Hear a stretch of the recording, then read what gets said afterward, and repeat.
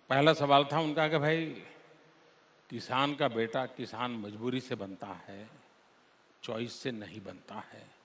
हम ऐसा क्या करें कि किसान का बेटा भी किसानी के लिए गर्व के साथ जुड़े।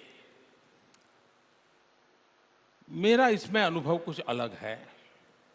मैं एक नौजवान को मिला था, वो विदेश में पढ़ लिख करके आया था। उसकी पढ़ाई तो कुछ और हुई थी। मैंने कहा, आप क्या कर रहे हो? तो बोलता है कि मैंने कैटल रख लिए हैं और आधुनिक तरीके से उन कैटलों की देखभाल करता हूँ और दूध उत्पादन के काम में लगा हूँ और पैकेजिंग करके दूध पहुँचाता हूँ। अब मैंने कहा, तुमने पढ़ाई क्या की और व्यवसाय क्या कर रहे हो? मुझे एक बार एक एग्रीकल्चर यूनिवर्सिटी में जाने का मौका मिला था। मुझे फार्मर्स को सम्मानित करने का अवसर था।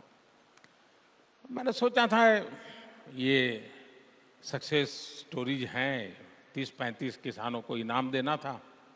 तो मेरे मन में कल्पना थी वो धोती पगड़ी ऐसे ही किसान आए होंगे। लेकिन जब मैंने उन 35 लोगों को इनाम दिया, सबके सब जीन्स के पैंट पहने हुए थे। 25, 27, 28, 30 साल के नौजवान थे और किसानी में बहुत कुछ नया किया था। तो एकदम से चित्र वैसा भी नहीं है, लेकिन फिर भी बहुतेक मात्रा में आप जो कहते हैं उसको हमने एड्रेस करने की जरूरत है। हम ये न सोचें कि हमारा एग्रीकल्चर सेक्टर अब गया बीता है। आज भी देश की इकोनॉमी को ताकत देने का सामर्थ्य एग्रीकल्चर सेक्टर में बहुत है और इसके लिए हमने अब बदले हुए हालात में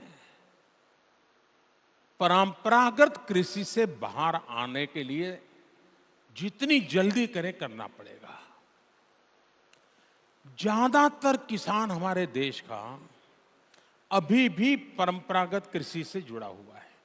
अगर बगल वाले ने लाल डिब्बे वाली दवाई डाल दी तो वो भी जाकर के लाल डिब्बे वाली दवाई डाल देता है। बगल वाले ने अगर पीले रंग का पाउडर डाल दिया तो वो भी पीले रंग का पाउडर डाल देता है। उसे पता नहीं है कि उसकी फसल तुम्हारी फसल अलग है भाई। उसकी जमीन का स्वभाव तुम्हारी जमीन का स्वभाव अलग है। उसकी फसल को 4 वीक हो चुके हैं, तुम्हारी फसल को 3 वीक हुए हैं। तुम ये गलत करो, लेकिन उसे इन चीजों का पता नहीं है। और इसलिए इस बदले हुए समय में हम हमारे कृषि जगत के महानुभावों को आधुनिक कृषि से कैसे जोड़े। जैसे जमीन, बहुत हमने बड़ा अभियान लिया है, सॉइल हेल्थ कार्ड। हमारे देश में इंसान को भी हेल्थ कार्ड अभी उपलब्ध नहीं है। हमारी कोशिश है किसान को उसकी जमीन का हेल्थ कार्ड मिले। उसकी जमीन की ताकत क्या है, बीमारी क्या है, कमियां क्या है, अच्छाइयां क्या है, उसकी जमीन किस प्रकार के काम के लिए उपयोगी है। अगर एक बार उसको ज्ञान हो जाएगा तो वो अवश्य उत्तम परिणाम दे सकता है। सॉइल कार्ड देने का, सॉइल हेल्थ कार्ड देने का एक बहुत बड़ा अभियान चला है और किसानों को एजुकेट करने का काम चल रहा है। दूसरा है सीड्स। हमारा किसान सस्ते में सीड लेने के लोभ में ऐसे ही बनावटी चीजों से फंस जाता है और सीजन पूरी होने के बाद पता चलता है लूट गया। और इसलिए सीड के संबंध में सरकारी तंत्र की जागरूकता, इस प्रकार से किसानों को लूटने वालों से बचाने का प्रयास।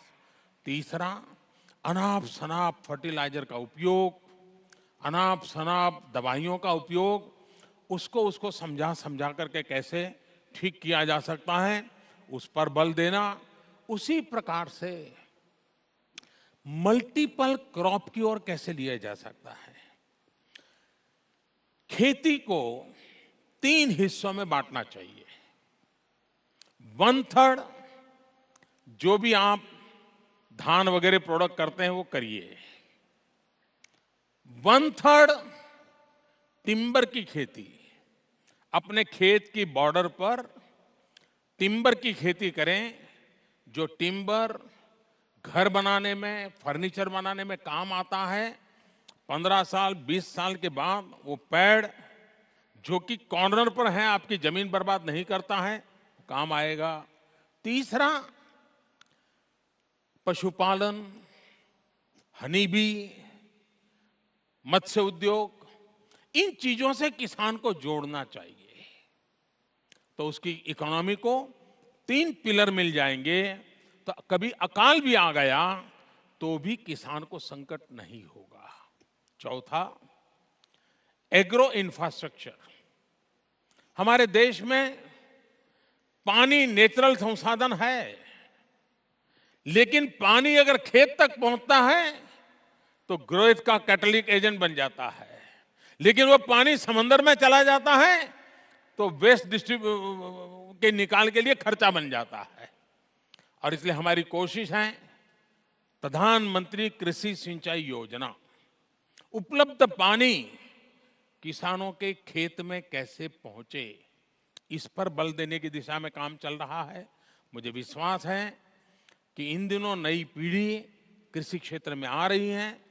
एग्रीकल्चर में value addition, food processing, warehousing, cold storage, e market, इन चीजों को अगर हम जोड़ेंगे, और उस दिशा में कई काम चल रहे हैं, मैं उसका वर्णन नहीं करने जा रहा हूं, लेकिन इसका बहुत बड़ा लाभ इससे हो सकता है।